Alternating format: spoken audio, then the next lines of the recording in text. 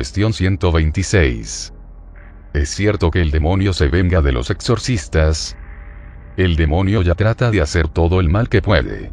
Si pudiera hacer más mal, lo haría. Si el sacerdote reza el rosario cada día y le pide a Dios que le proteja contra toda acechanza del maligno, nada debe temer. El poder de Dios es infinito, el del demonio no. De todas maneras, San Pablo nos dice: vestíos la armadura de Dios, para que podáis resistir a las estratagemas del diablo. Y San Juan dice: sabemos que todo el que ha nacido de Dios no peca, sino que el que nació de Dios el unigénito lo guarda, y el malo no puede tocarle. Primera de Juan capítulo 5, versículo 18 a 20. Y Jesús nos dijo: mirad, os he dado poder de pisar sobre serpientes y escorpiones, y autoridad contra toda fuerza del enemigo, y nada podrá dañaros. Lucas capítulo 10, versículo 17 a 19. Las palabras de Jesús son taxativas. Nada podrá dañaros. Para un cristiano temer al demonio está completamente injustificado, la fe en Dios rechaza todo temor. Santa Teresa de Lisieux, antes de entrar en el Carmelo, siendo niña, tuvo una vez un delicioso sueño. Una noche soñé que salía a dar un paseo sola por el jardín. Al llegar a la escalera había que subir para llegar a él, me paré sobrecogida de espanto. Delante de mí, cerca del emparrado, había un barril de cal, y sobre aquel barril bailaban con agilidad sorprendente, a pesar de las planchas que arrastraban sus pies, dos horribles diablillos.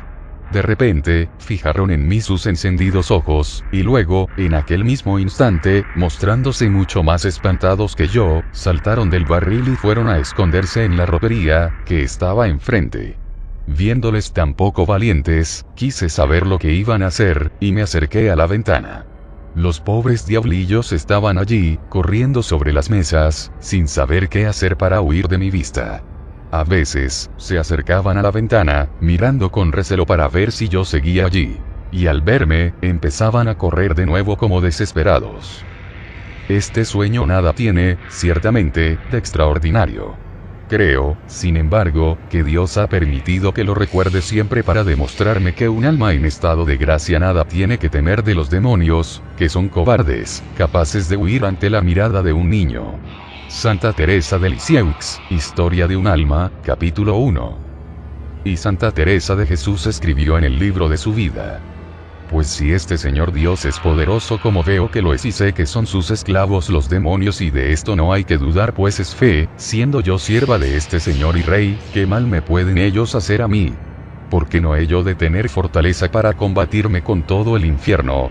Tomaba una cruz en la mano y parecía verdaderamente darme Dios ánimo, que yo me vi otra en un breve tiempo, que no temiera tomarme con ellos a brazos, que me parecía fácilmente con aquella cruz los venciera a todos. Y ansí dije: ahora venid todos, que siendo sierva del Señor, yo quiero ver me podéis hacer.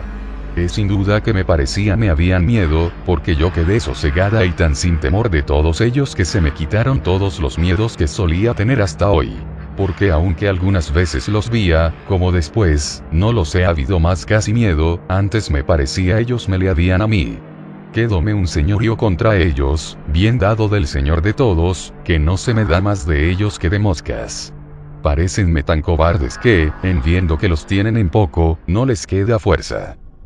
No saben estos enemigos derecho a cometer, sino quien ven que se les rinde, o cuando lo permite Dios para más bien de sus siervos que los tiente y atormenten. Plugiese a su majestad temiésemos a quien hemos de temer y entendiésemos nos puede venir mayor daño de un pecado venial que de todo el infierno junto, pues es ello ansí. Que espantados nos traen estos demonios porque nos queremos nosotros espantar. Esta es gran lástima, mas si todo lo aborrecemos por Dios y nos abrazamos con la cruz y tratamos de servirle de verdad, huye él de estas verdades como de pestilencia. Es amigo de mentiras y la misma mentira no hará pacto con quien anda en verdad. No entiendo estos miedos. Demonio, demonio. ¿A dónde podemos decir Dios, Dios? Y hacerle temblar. Sí, que ya sabemos que no se puede menear si el Señor no lo permite. ¿Qué es esto? Es sin duda que tengo ya más miedo a los que tan grande le tienen el demonio que a él mismo. Porque él no me puede hacer nada. Santa Teresa de Jesús, Libro de su vida, capítulo 25, número 19 a 22. El cardenal Ratzinger escribía a este respecto. El misterio de la iniquidad se inserta así en la perspectiva cristiana fundamental, es decir, en la perspectiva de la resurrección de Jesucristo y de su victoria sobre el poder del mal. En esta óptica, la libertad del cristiano y su tranquila confianza que rechaza el miedo, primera de Juan capítulo 4, versículo 18, toma toda su dimensión.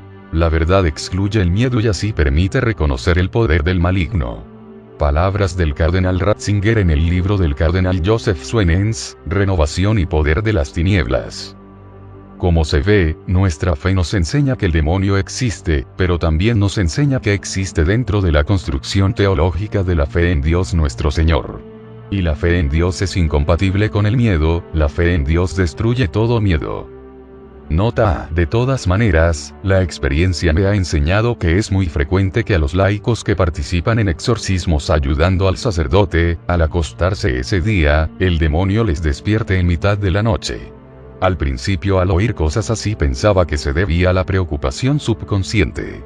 Pero al cabo de unos años vi que no, que ciertamente el demonio, rabioso por el bien que eso hacía a sus almas, les despertaba súbitamente esa misma noche.